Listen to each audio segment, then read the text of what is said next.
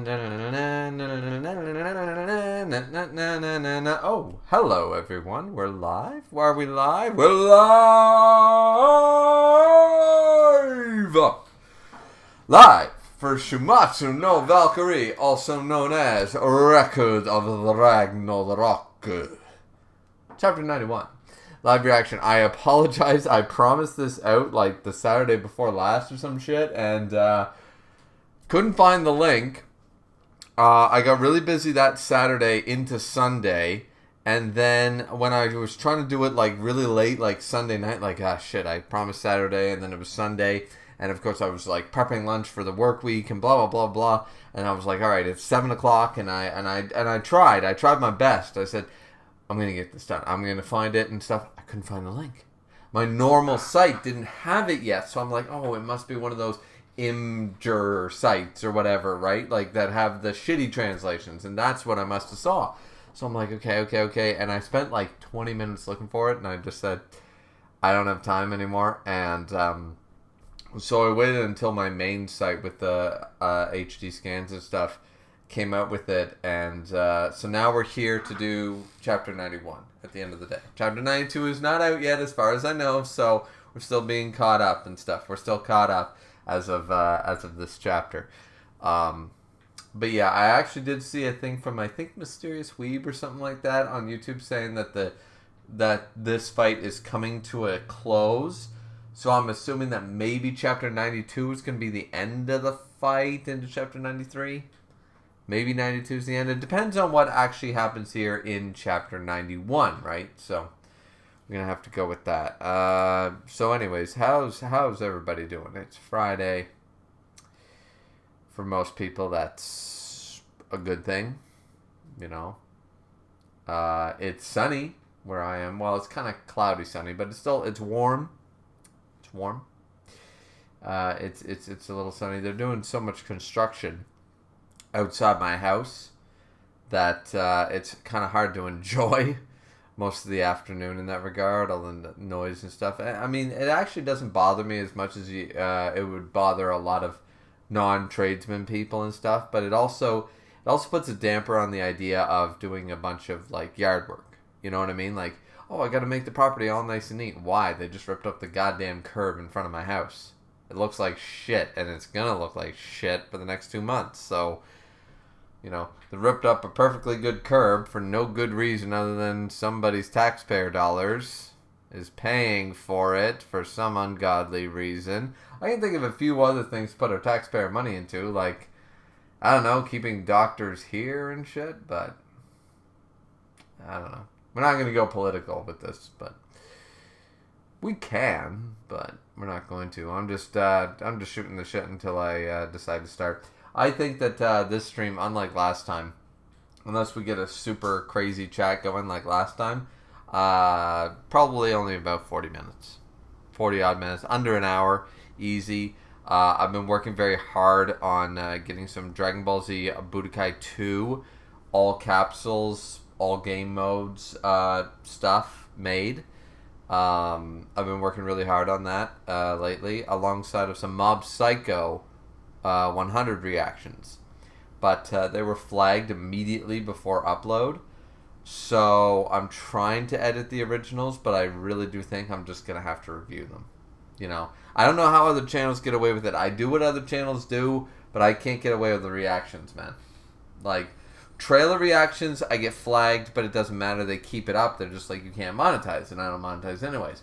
But the moment I try to do a reaction and I do cut away from it and blah, blah, blah, and I cut it with the 5 seconds with the sound and the music and blah, blah, blah, blah, doesn't seem to matter. I can't seem to post that shit. So I'm just not a big enough channel, you know. They'll do it to the small guys. It's like anything, right? You go after the small companies for your taxes. You don't go after the big companies. You don't go after the oil companies who owe you $1 billion in taxes that would solve the economic crisis. No. You go after the little guys who can't actually afford to pay you. You know, it's government. It's YouTube. It's the same idea. So, I unfortunately haven't been able to get those up yet. So I might just have to squash it. It was only 2 videos. Not a big deal. So I'll probably squash the reaction idea and just do it reviews. That's all I can do. Or I do a reaction where you guys don't see the video and you see no sound. Or hear no sound. Which is really kind of stupid to me to do a whole reaction video where I just sit there watching an episode. Because if nothing's going on, I'm going to be like this.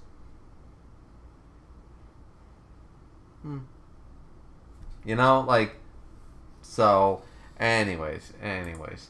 Let's see. So, Joseph's in here and says, oh, and we have 4 people in here and 0 likes. What's up with that, people? Hit the like button. We're about to start the reaction. Joseph said, well, I successfully got a new job at the Escape game, and so far it's been pretty good. Fantastic. Glad to hear you got a new job. I said, and I'm super excited to see Deadpool and Wolverine tomorrow with my dad and friend. Yeah, that's awesome. I'm probably not going to go see it in theaters, unfortunately. I don't have the money. But, to really spend on luxuries in that regard. But I am looking forward to seeing it eventually. Eventually I will see it, yeah.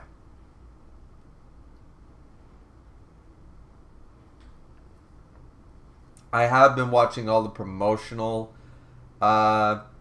shit with Ryan Reynolds and Hugh Jackman and stuff like that. It's been phenomenal. It's been great. So, yeah. Anyways, actually, I have a tab open right now. Ryan Reynolds and Hugh Jackman share hilarious stories. You know, I've just been watching all their shit. Their Jimmy Kimmel stuff, their Hot Wings stuff.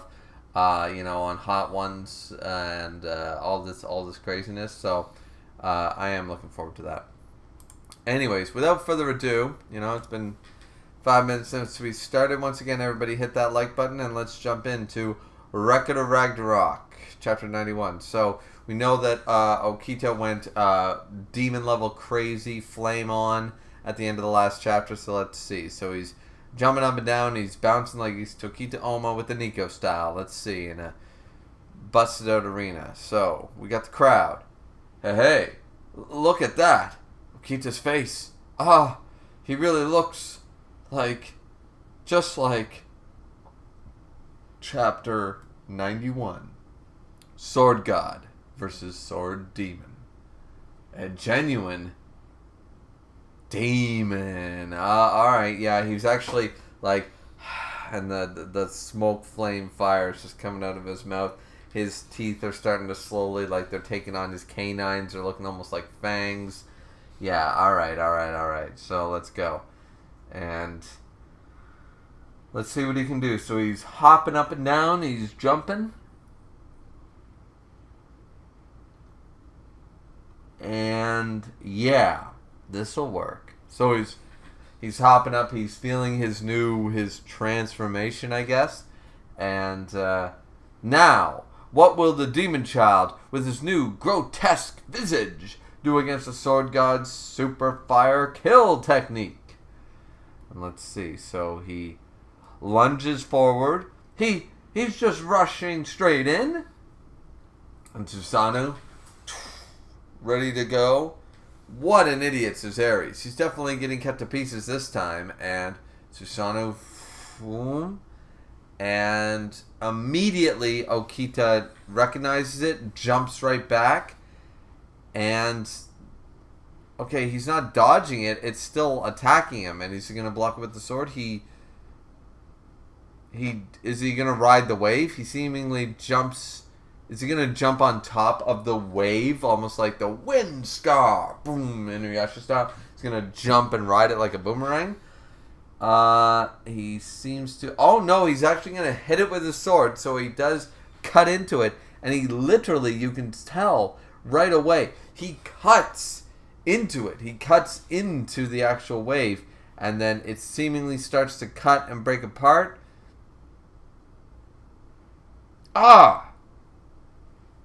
Okita is flung back like a rag doll. Alright, so Okita, he went down, he cut, started to cut into it, but the force was too much and he was still pushed and forced back. No. And then he lands on his feet and lunges forward again after Susanoo is still trying. He launched the attack. He hasn't ready to stance again, and Okita has now blocked, dodged, and now rushed in to close quarters, and boom, they're meeting sword for sword this time. He's avoided a fatal blow, and in an instant, he's pushed his way into Susanoo's chest. Yeah, alright, so the idea is, okay, I can't beat him. He's got this long-range attack. I gotta make this a close quarters fight where I'm at my best, so I need to tank, block, boom, dodge, get in there, tactic style. I get him now. To take my special technique head on and turn it around on me. Just how reckless can you be? Sano got the respect. I'm about to show you something even better. And Okita's got like that, just the flames just rushing out of both his mouth, his canine teeth, and his eyes. Just like, he's got this like fiery visage to him. And then, so Susanoo decides to grab the back end of his blade to push forward. Underutilized move in a lot of sword mangas and stuff like that. Underutilized, I will say. Really cool there. Joseph says, also I watched most of the X-Men movies, minus Dark Phoenix and Origins Wolverine. Most of them don't have any rewatchability. Actually, I'm one of the few people who like the Wolverine, Origins Wolverine, and the first 3 X-Men.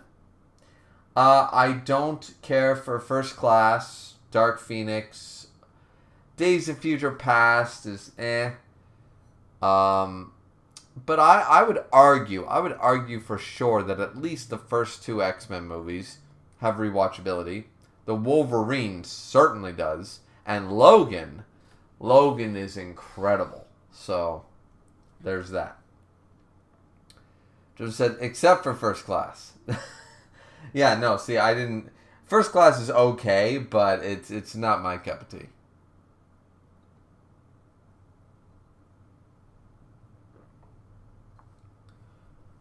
Which is the one that feels like an actual X-Men movie. X-Men 1 felt like an X-Men movie. X2... What are you talking about? The original trilogy, totally X-Men movies. But so much of them have so many money flaws, and the only good things about them and Charles and Magneto and their actors. Okay?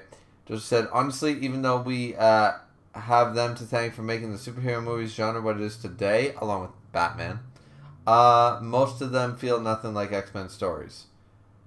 I argue what they were doing, which they still do in First Class, is they sort of do that mutants are the new enemy. They do this in Gundam Seed, where it's like, we're doing a racist movie without it being about white people versus black people. That's literally what the X-Men thing is about. It's literally about, but the difference is this time they have the power to fight back. They're scared of them. It's literally, it's a racism 101 story, and they play it very well. I think it works. Joseph said, the only good X-Men adaptation I've watched and feel like true X-Men stories are the cartoons, 90s, 97, and Evolution. I mean, yeah, but once again, I could argue that about the Spider-Man films. I like the first Tobey Maguire Spider-Man, which once again, you know, maybe not great by today's standards, and there's some shitty acting choices, but I, of course, grew up with that, so I love the original Tobey Maguire Spider-Man movie. Andrew Garfield, phenomenal Peter Parker. Couldn't pick a better actor. He's better than Tom Holland. He's better than Tobey Maguire. He's literally the perfect Peter Parker Spider-Man. But the 90s Spider-Man cartoon is far and away better than anything the MCU or any of these people with millions and millions of dollars budgets can come out with. The 90s cartoon is the best adaptation of Spider-Man, period. You could argue Insomnia's Spider-Man the game, but then you'd have to give all the inspiration back to the original cartoon. So, I mean, yeah. So, I mean, it's unfair to do movie adaptations versus cartoons. I think that's an unfair comparison because you can draw anything. Making it work in live action is way more difficult. Way more realism needs to be involved.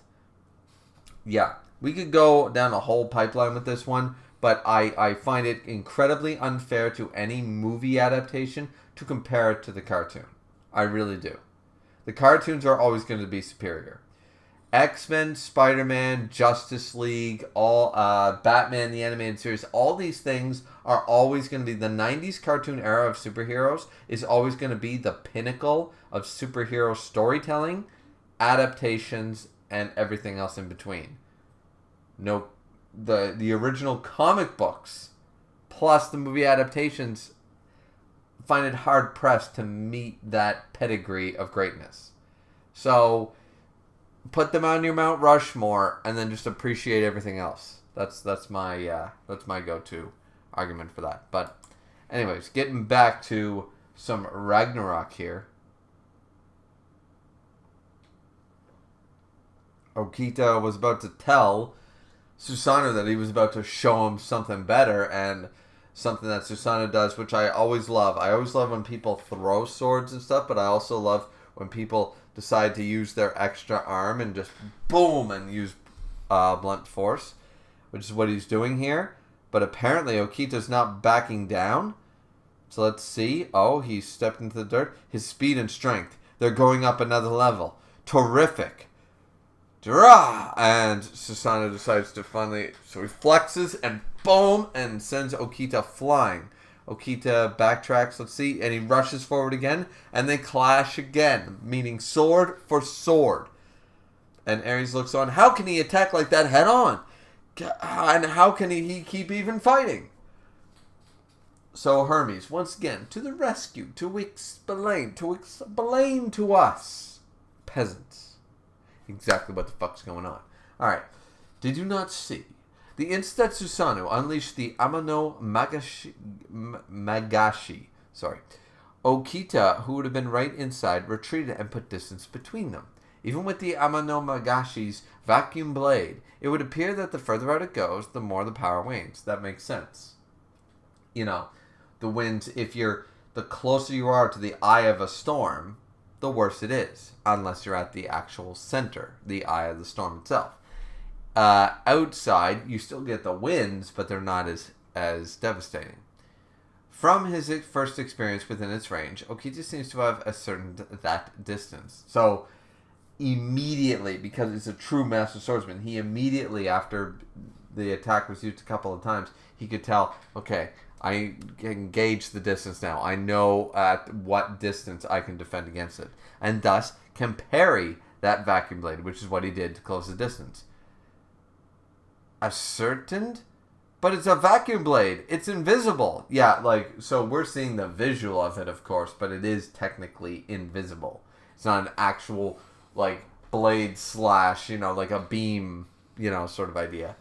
Where he says, for you, Brother Ares, that may be the case, but Okita should be able to see it. Yeah, Master Swordsman shit.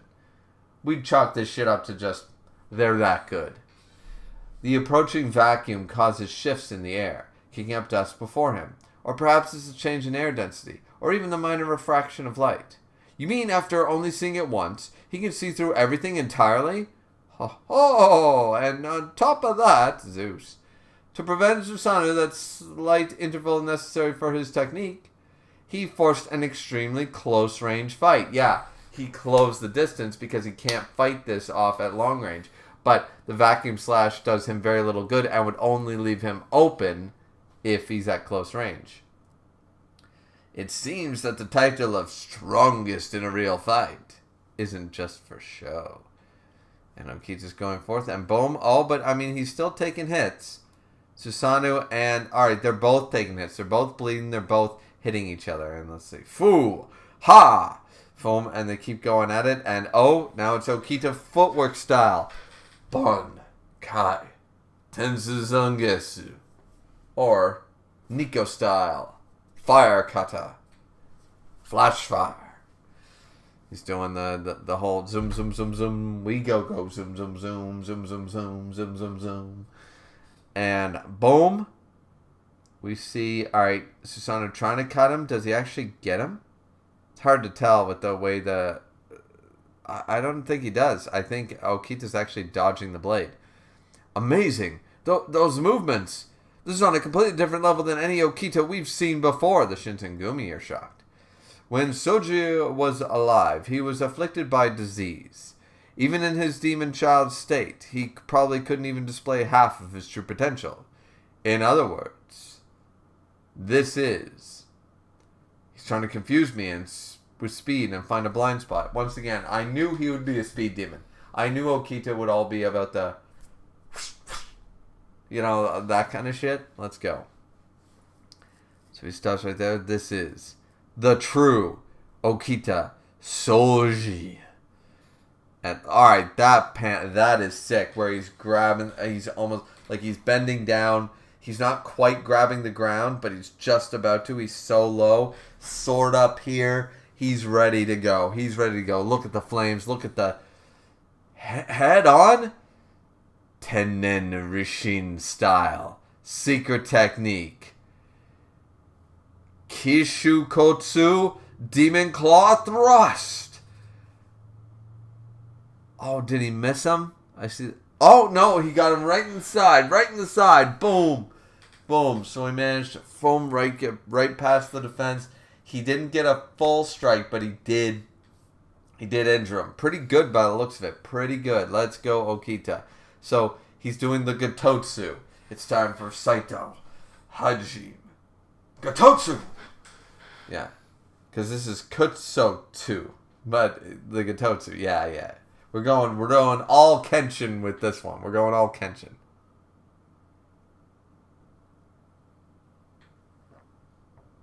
So that's fantastic right there. He hit him. Seems to be not as bad on the next panels as it looked, but it's still heavy damage. Not as heavy as it looked, I should say. Fuck yeah! Let's go! So everyone cheering in response to the Demon Child's awakening. As the arena transformed into a bubbling pot of excitement. And then Okita notices something. And there's the hand. Talk to the hand. There's the hand. Only the sword god's left hand.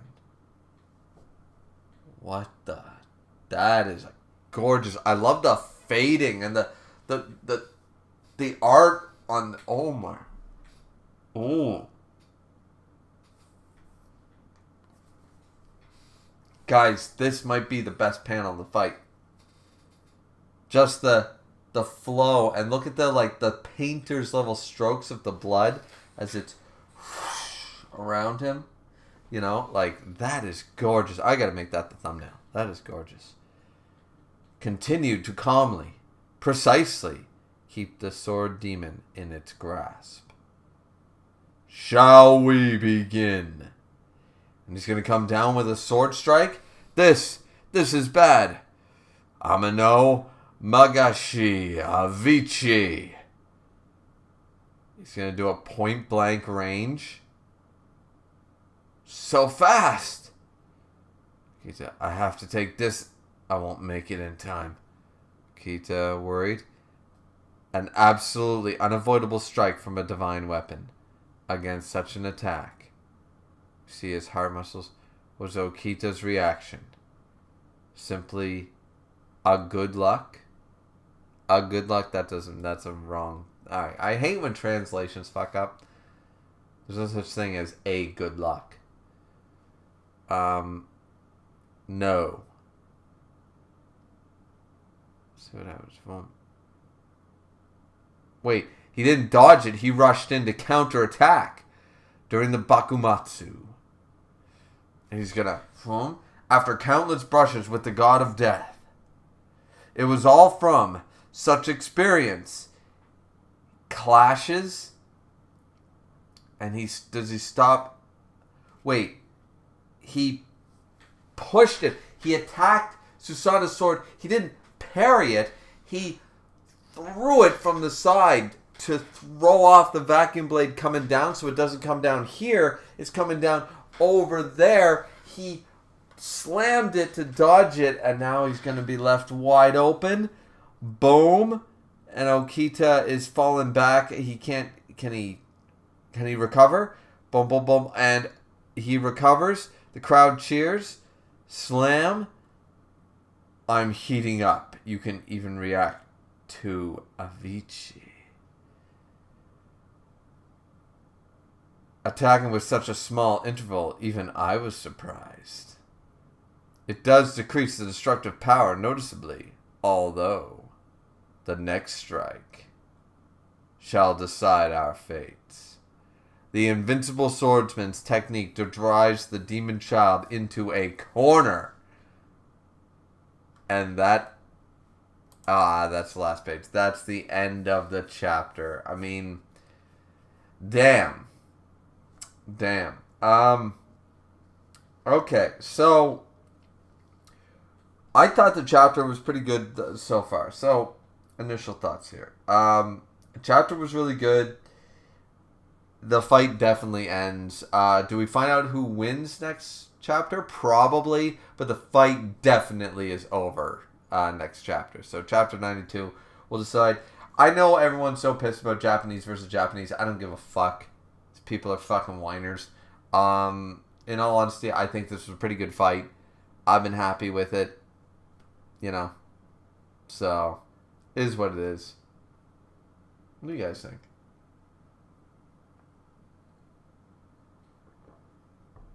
Let's see. Checking in with the chat here. And only Joseph in here watching and no likes. This is so sad. I'm going to have to count on the VODs to make up the difference. Joseph said, my criticism comes from the fact that most of them are all centering around Wolverine.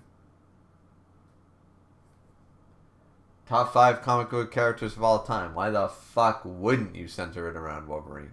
And the cartoons do that too. Which isn't what the X-Men is about. They're a whole found family team fighting for a world that hates them. Yes. And they showcase that quite well in the movies. You know, Wolverine's a centric character that everything sort of, along with Rogue, that everything sort of happens around. But, you know, Halle Berry's always around, and Famke Johnson, yeah, I don't see it. I can see, yeah, Wolverine's, because you need to have a protagonist character, you know.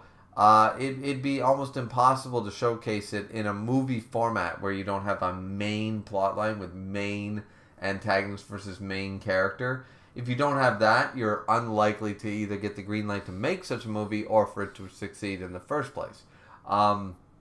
So in a cartoon, see, in a TV setting, you have a lot more flexibility. So it sounds to me like your problem is that they didn't make X-Men the live-action show. Because the only gripe that it sounds like is that your problem here, Joseph, is that, as I said, is that they had a main character who's Wolverine, which one of the best superhero characters of all time, so why not, right? But yeah, I get the gripe, but I think that from a film, if that's your gripe, then what you want was never going to be made into film in the first place. Joseph said, also, so many characters I love. Cyclops, Storm, Rogue got completely screwed over, and we never got to see more of Nightcrawler. I agree with the Nightcrawler problem. Cyclops was totally fine. We saw plenty of Cyclops. Storm, we saw plenty of...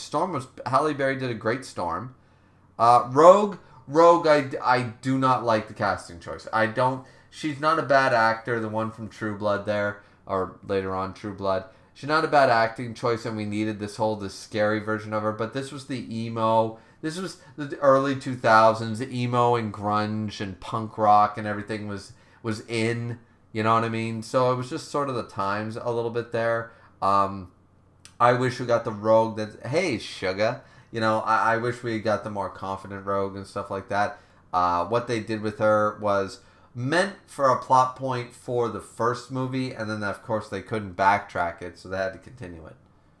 But it worked well in the original trilogy because we had her coming into her powers in the first one and being afraid, which is and the people being afraid of her, which is the whole point. X2, she's still undecisive, but you know, ready to use her powers to fight and stay on with the team. Then in number 3, she recognizes that, no, I can't deal with them. When the Cure whole thing, this is 100% Rogue, because we can all say, yeah, the Cure is a terrible thing. That'd be like the church coming out and saying a cure for being for being gay, or a cure for being trans, or a cure for being this, that, or the other thing. It's the same. Once again, it's a racism thing, right? Or a phobic thing, right? It's a phobia, to be scared of the unknown. So the whole idea of a cure is an insult to so many people. But to people like Rogue, where her mutation is actually a detriment to her having relationships and stuff, and sometimes those workarounds don't work out so well, it was a great way of flipping it, that this isn't 100% a black and white issue. There are some people who'd be like, I hate my mutation. I don't want to be this way. I just want to be like everybody else. I want to be normal. Like, this sucks. It's it's not something so easy as Mystique said one time, or Nightcrawler in X2. They said, it's like, why not look like somebody else all the time and be like everyone else? You can live a normal life, and just like, because we shouldn't have to, right? So Mystique is absolutely 100% correct in X2 when she tells Nightcrawler that. Is that on principle, absolutely. None of us should have to hide who we are. However, once again, society isn't built like that. That's an idealistic and naive and unrealistic way of looking at the world. So, from a realist point of view, giving it the option, and in the movie they even said, for all mutants who choose it, we're not forcing it on people.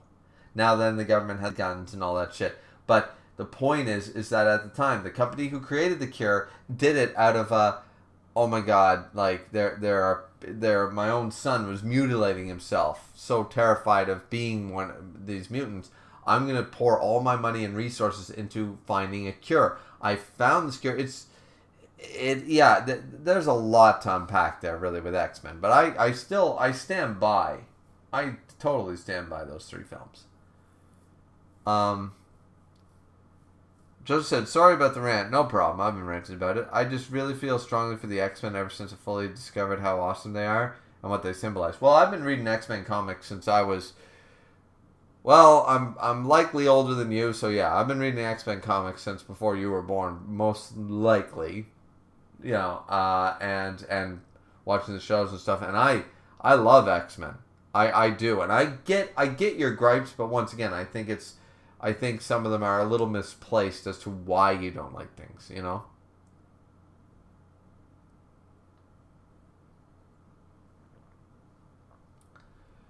Just said, but back to Ragnarok. I'm loving how awesome they're portraying Okita. Me too. He's keeping up with the Sword God. It's fantastic. And I had a suspicion that they are going to take his diseases and make it that it was holding him back his whole life.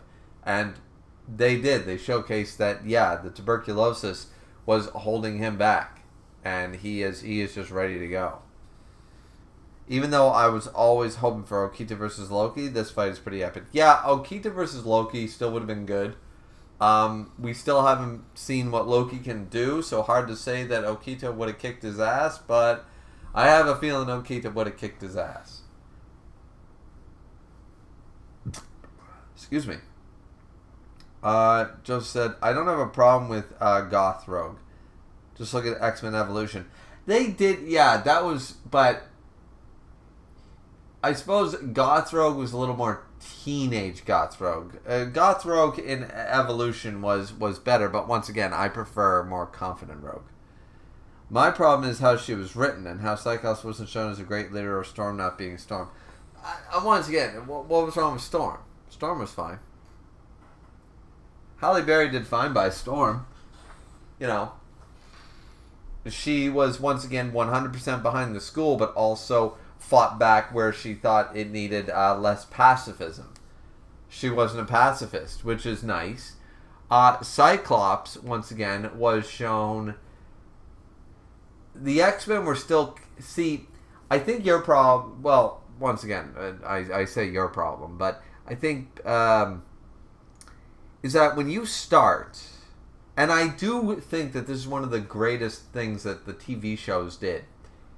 Batman the Animated Series, X-Men, Superman, Justice League, and Spider-Man All 5 of these, you know what they all have in common? They don't do the learning years. They don't jump in to the training wheels era. They go, Spider-Man's already Spider-Man. Already accomplished superhero. Batman's already Batman. Already made contact with Jim Gordon, the bat signal, the whole bit. Same with Justice. Superman's already Superman and stuff. None of these shows, X-Men, are already together. Gambit, Beast, Professor X, Wolverine, Rogue, all of them. They're all already there. That's the crux of people not understanding that movies always have to tell the Uncle Ben gets shot, Batman's parents are killed by a mugger. They always have to do the origin story when they restart the verse. We always need the why this character does what he does. We can't just have...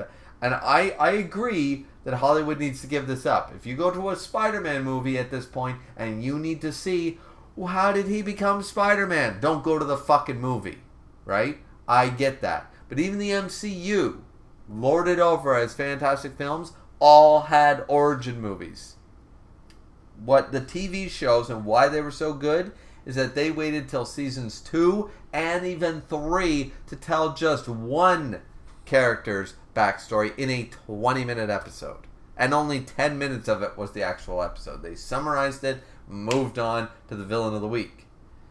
That's one of the things that the TV shows got away with. I think it's great. I think that's why the TV shows were fucking fantastic. You know, the Justice League Unlimited, Justice League the show, the only one in the entire first season with any explanation as to why they are and where they're from is Martian Manhunter.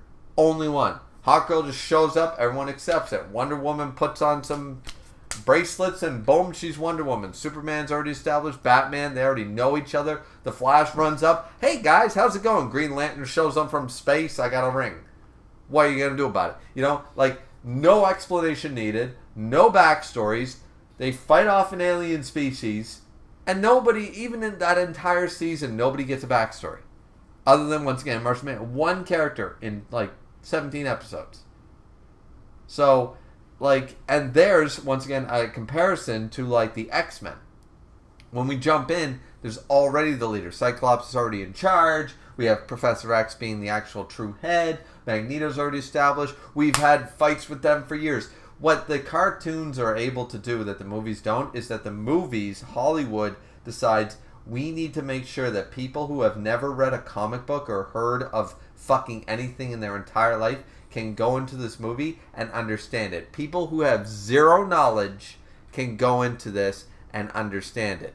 Cartoons don't need to do that. Cartoons and TV shows can say, well, you're watching, if you didn't read if you didn't see Pokemon, don't come to see the Pokemon movie. You know what I mean? They're able to do that. They have that option. But Hollywood refuses to have the idea of we can just have a movie where if you don't know who Batman is, I'm not going to sit down and explain it to you. Even the latest Batman movie, they had to spend half of that movie fucking explaining who everybody was. And it's like, I know who Catwoman is. I know who the Riddler is. I know who fucking Alfred is. For God's sakes. I've been watching Batman my entire life. I know these characters. Get to the point. Get to the movie. And that is why, once again, the Arkham games, the Batman Arkham games were so fucking good, is because they started off with, this is a 45-year-old Batman. He has a rogues gallery. He's fought the Joker 1,000 times. He's fought the Riddler. He's fought Man-Bat. He's fought everybody. And they went in there completely with everything. And then they made the Arkham Origins game 2 games later. But when they first started, they jumped in and said, here's everything. Insomniac Spider-Man did the exact same thing. Jumped in there. I'm already Spider-Man. I've been Spider-Man for 7 years. I'm established. I have my rogues gallery. I have all this. Hollywood never does it. That's I think part of the problem.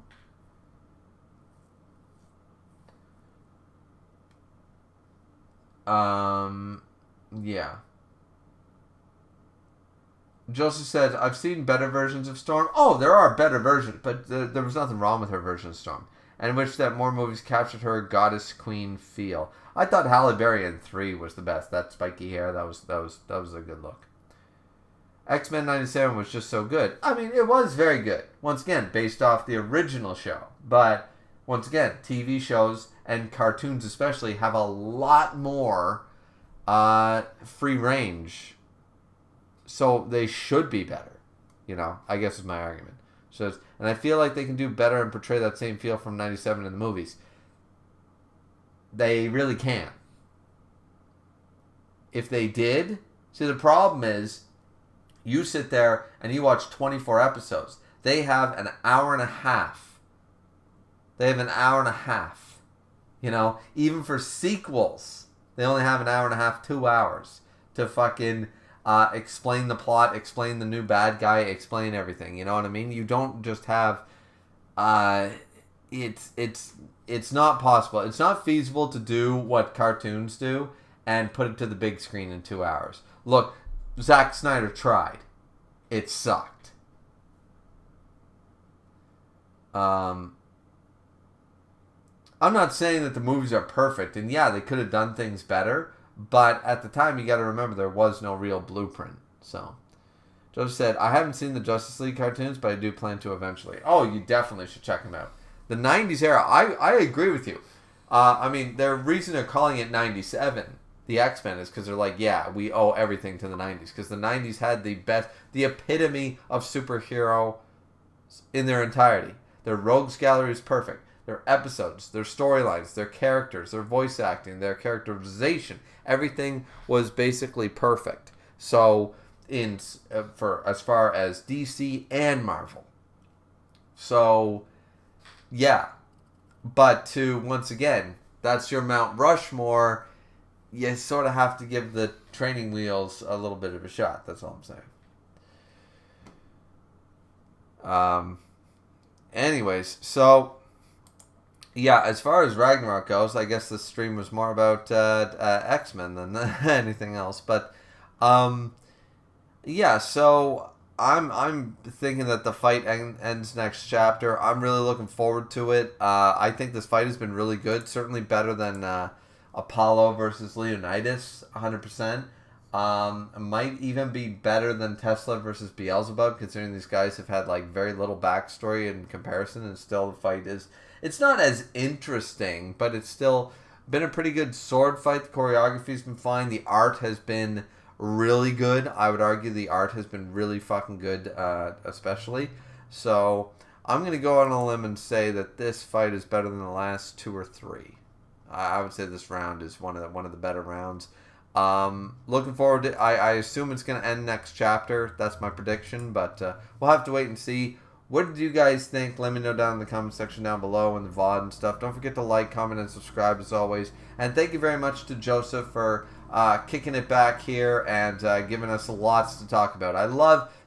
Even though it sounds like I'm like super animated and frustrated, like I am animated because I'm passionate about this stuff, but I love when people give me things to talk about, and Joseph is always good for that. He always gives me like an off topic where I'm just like, okay, well, let's rant about this for 8.5 minutes. Totally off topic from the stream, but I like streams like that. That's the fun of a stream, because if I didn't do a stream, I could just do a live reaction video and hit publish, or I could do a review and hit publish. But the live streams give me some interaction and allow me to do a little more freeform stuff. So it is what it is. Joseph even says right here, I always like to talk. There we go. So anyways, ladies and gentlemen, thank you guys for watching who were in here at the beginning, and now we're down to only one person. No likes. This is so sad. Is it the hat? Do you guys not like the hat? But anyways, is what it is. I'm sure everyone's just out to the beach. We're going to the beach. Everyone's going out to the beach and stuff. It's still the middle of summer. Everything's great. You should be outside. You should be outside enjoying shit. Not like this poor loser sitting here in his basement. So, anyways, that's it for me. Have a good one, everyone. Chapter 92 reaction. Hoping to get that one out the moment the chapter actually drops with a good translation and proper scans. because I really do think it's going to be the end of the fight. And yeah, I want to get to that one ASAP. ASAP, 100%. So, but yeah, like, comment, subscribe. See you guys back here next time. Have a good weekend, everyone. Stay tuned to whatever I plan to publish over the weekend. Hopefully something. So, anyways, toodles.